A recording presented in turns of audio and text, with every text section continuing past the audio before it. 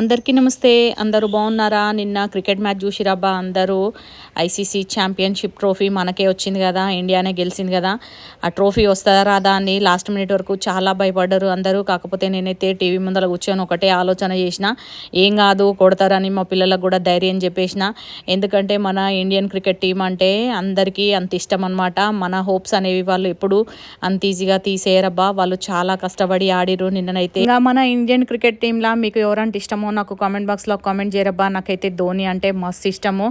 ధోని వల్లనే నేను క్రికెట్కి పెద్ద ఫ్యాన్ అయిపోయాను అనమాట. నా కొడుకు చిన్నగా ఉన్నప్పుడు కూడా నేను ధోని హెయిర్ స్టైల్ వేయించేదాన్ని, అంత ఇష్టము నాకు ధోని అంటే.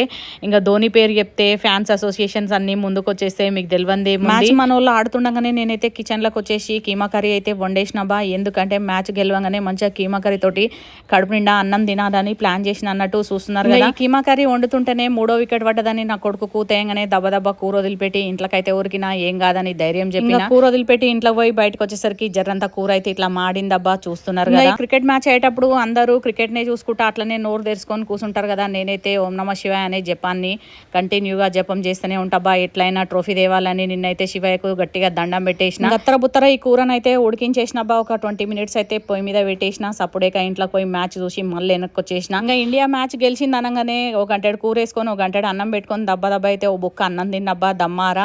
ఈ వీడియో నచ్చితే ఒక లైక్ కొట్టరబ్బా, సబ్స్క్రైబ్ చేసుకోరి. Thanks for watching, bye.